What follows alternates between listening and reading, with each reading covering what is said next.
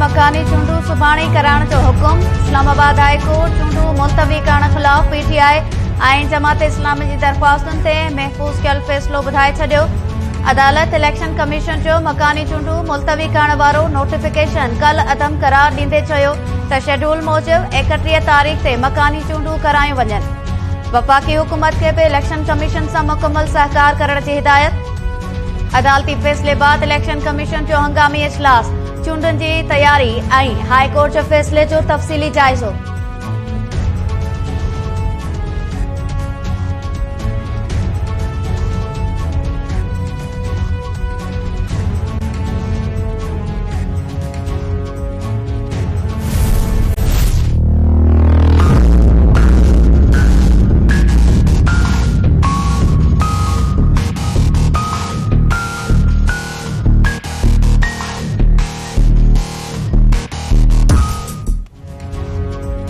पाकिस्तान के ललकारींदड़नि खे पूरी ताक़त सां जवाब ॾिनो वेंदो।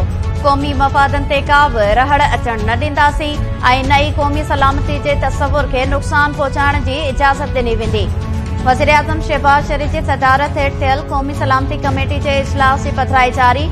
3 कलाकनि ताईं जारी रहंदड़ इजलास में army chief general Asim Munir समेत सर्विसिज चीफ, वफ़ाक़ी वज़ीरनि ऐं कुझनि इदारनि जे सरबराहनि जी शिरकत। मुल्की मईशत ऐं अमन अमान जो तफ़सीली जाइज़ो वरितो वियो। कुझनि इदारनि अमन अमान जी सूरतहाल ऐं मुमलिकती वज़ीर हिना रब्बानी कर अफ़गानिस्तान उबूरी हुकूमत सां राब्तनि बाबति ब्रीफ कयो। इजलास में दहशतगर्दी ख़िलाफ़ शहीदनि जी अज़ीम क़ुर्बानियुनि खे बि भेटा पेश। वज़ीर आज़म चयो त दहशतगर्दी ख़िलाफ़ बहादुरी ऐं साबित क़दमीअ सां अॻिते वधंदासीं। मुल्क में मुश्किल सां हासिल कयल अमन कंहिंखे ख़राब करण न ॾिनो वेंदो।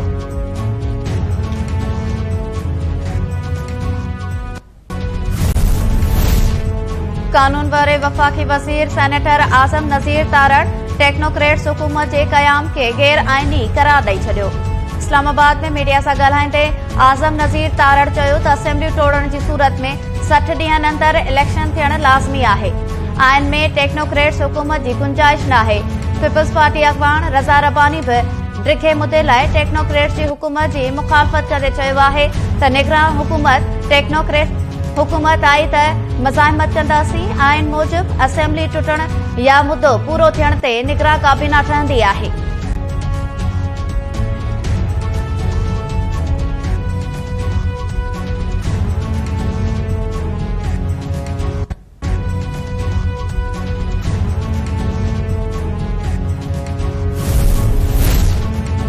पीटीआई अॻवान फवाद चौधरी इल्ज़ाम हयो आहे त इलेक्शन कमीशन अमली तौर ते वफ़ाक़ी हुकूमत में ज़म थी चुकी आहे।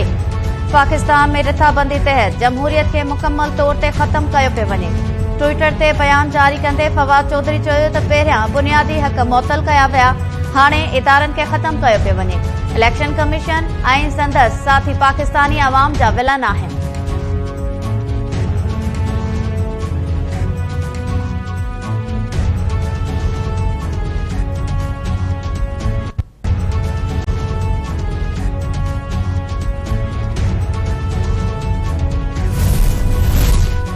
वज़ीर आज़म शहबाज शरीफ़ सां परॾेही वज़ीर बिलावल भुट्टो ज़रदारी जी मुलाक़ात। 9 जनवरी ते जेनेवा में रिथियल कॉन्फ्रेंस बाबति तफ़सीली ॻाल्हियूं। बिलावल भुट्टो ज़रदारी कॉन्फ्रेंस जे हवाले सां पाकिस्तान जे तयारियुनि बाबति ब्रीफिंग ॾिनी। परॾेही वज़ीर अमेरिकी दौरे बाबति वज़ीर आज़म शहबाज शरीफ़ खे आगाह कयो। आज़ाद कश्मीर जे सदर बैरिस्टर सुल्तान महमूद जी बि परॾेही ऑफिस में बिलावल भुट्टो ज़रदारी सां मुलाक़ात। गॾियल दिलचस्पी जे मामलनि ते ॻाल्हियूं।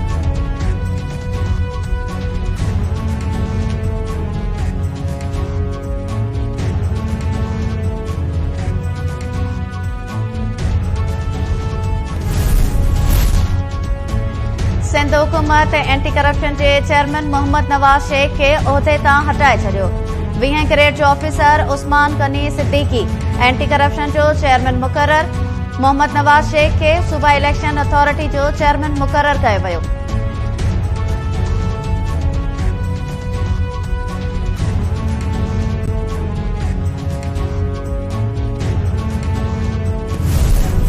ये कहता है कि जो बच्चे हैं, अगर 7 साल से कम उम्र है तो उसको अपनी वालदा का रहने दिया जाए, क्योंकि अगर उसका वालिद भी जेल में हो, वालदा भी जेल में, तो बच्चा बेचारा कहाँ जाएगा। तो ये है कानून। और ये भी बता दूं कि इनमें से कोई भी शख्स जेल में हुकूमत की इमामत नहीं है।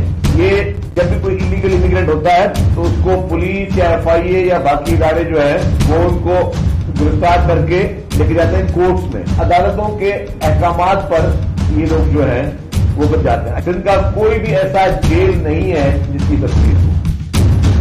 मुल्क पाकिस्तान में आज भी पूरी हमारे मुल्क की इम्पोर्टेंट क़यादत जो है अहम इजलास कर रही है कि मुल्क को किस तरह हम अपने ट्रैक पर लेकर आए।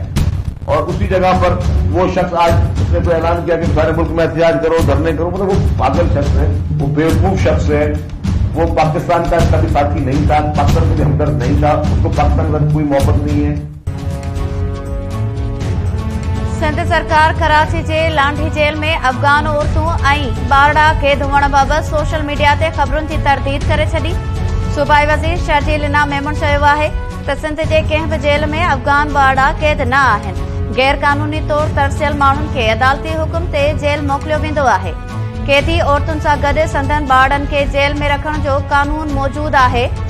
जेलुनि बाबति सलाहकार एजाज़ जखराणी ऐं ॿियनि सां गॾु कराची में प्रेस कॉन्फ्रेंस कंदे शर्जील मेमून चयो त सोशल मीडिया ते हलंदड़ तस्वीर सिंध जे कंहिं जेल जी बि नाहे। सिंध में गैर कानूनी तौर तरसियलनि खे वापसि मोकिलियो वेंदो।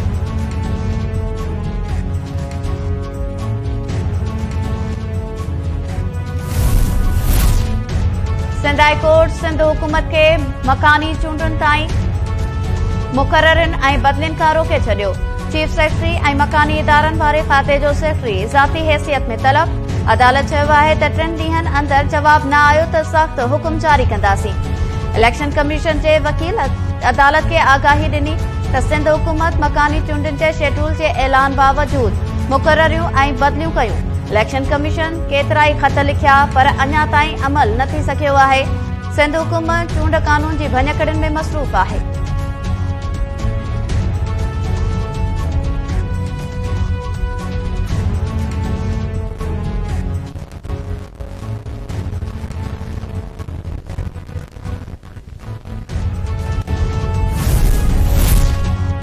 थर में कोयले मां 330 मेगावाट बिजली पैदा करण वारे मंसूबे जो इफ्तिताह कयो वियो। मौसम जी ख़राबी सबबि वॾो वज़ीर मुराद अली शाह न पहुची सघियो। PPMA ने महेश मलाणी मंसूबे जो इफ्तिताह कयो। वॾे वज़ीर मुराद अली शाह बयान जारी कंदे चयो आहे त मंसूबे जे इफ्तिताह सां थर कोल मां बिजली जी पैदावार 3000 मेगावाट थी वई आहे। थर जे कोयले जे इस्तेमाल सां पाकिस्तान में तवानाई जो इनकलाब अची रहियो आहे। थर जे ज़ख़ीरनि मां 200 सालनि ताईं 1 लख मेगावाट बिजली पैदा करे सघिजे थी।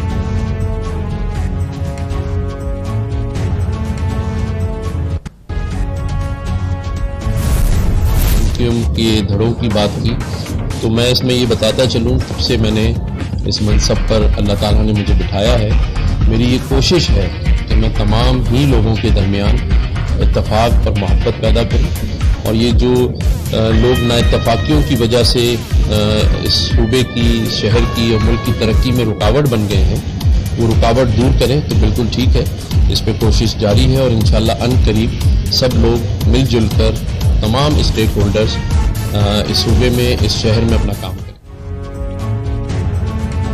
गवर्नर सिंध कामरान तिसूरी MQM जे धड़नि खे गॾु करण लाइ पुरज़म। सेवण में कलंदर लाल शहबाज़ जी दरगाह ते हाज़िरी बाद मीडिया सां ॻाल्हाईंदे गवर्नर कामरान तिसूरी चयो आहे त MQM जे धड़नि में इत्तेफ़ाक़ पैदा करण जी कोशिश करे रहियो आहियां। जल्द MQM हिकु थी वेंदी। हुकूमतूं ईंदियूं वेंदियूं आहिनि। नफ़रतूं ख़त्म करे मुल्क ऐं सिंध जी ख़ुशहालीअ लाइ गॾिजी कम करण जी ज़रूरत आहे।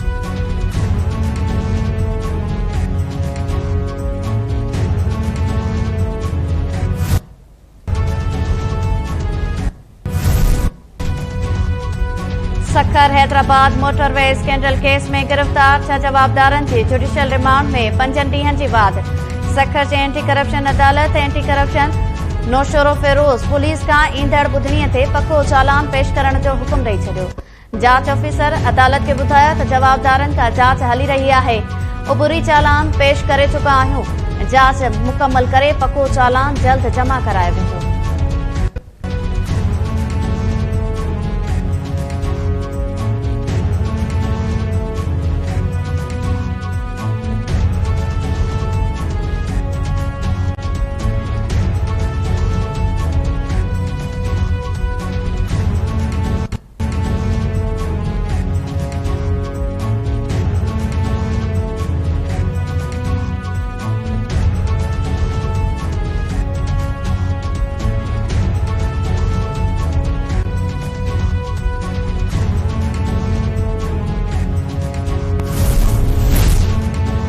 संजोरो वेठो बेदर्दी सां क़तल कयल दिया भील जे वाक़े में भोपो मुलविस हुजण जो शक सां गॾु पुलिस क़तल बाबति तफ़सील ॿुधाईंदड़नि लाइ 5 लख रुपया इनाम जो ऐलान। एसएसपी बशीर अहमद बिरोही जो चवणु आहे त दिया भील जे क़तल बाबति जेको बि तफ़सील ॿुधाईंदो उनखे 5 लख रुपया इनाम ॾिनो वेंदो।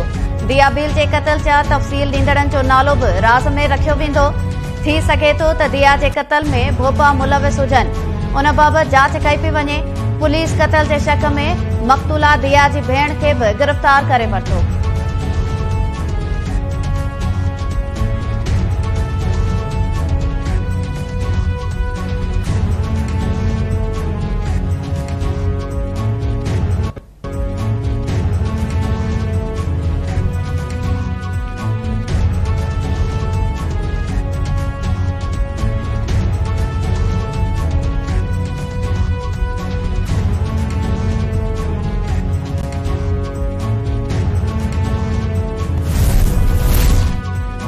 खुरम एजेंसी बॉर्डर ते दहशतगर्दनि सां विढ़ंदे शहीद थियल पन्नो आकिल ऐं फैज़गंज वासी फौजी जवाननि जी फौजी एज़ाज़ सां तदफ़ीन कई वई।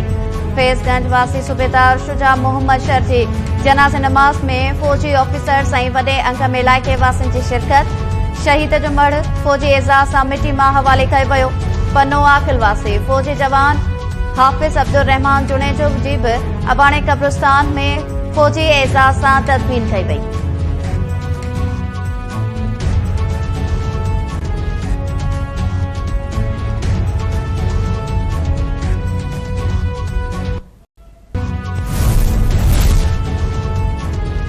Sindh high court Sukkur bench और बाबड़ो जे शुगर मिल में मुबैना तौर क़तल कयल पोरियत जुनैद मलिक जो केस दाख़िल करण वारो घोटकी जी अदालत जो हुकुम मुअतल करे छॾियो। धुरिन खे 23 जनवरी ते पेश थियण जो हुकुम। घोटकी जी अदालत केस मिल जे मैनेजर मज़हर हुसैन मल्ही, आदिल खान पठान, खालिक उस्मान पठान ऐं 2 अणॼातल माण्हुनि जे ख़िलाफ़ दाख़िल करण जो हुकुम ॾिनो हो। पोरियत नौजवान जुनैद मलिक जो 15 दिसंबर ते निजी शुगर मिल्स मां केमिकल मिलियल पाणीअ मां तशद्दुद थियल लाश मिलियो हो।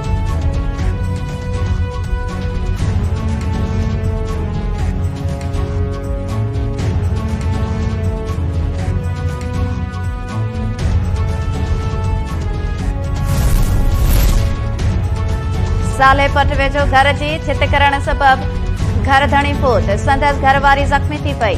ॻोठ करीमदाद लुंड में छित करण सबबि गाज़ी ॾिनो लुंड, मौक़े ते दॿिजी फोत थी वियो। संदसि घरवारी ज़ख़्मी, अस्पताल मुंतक़िल।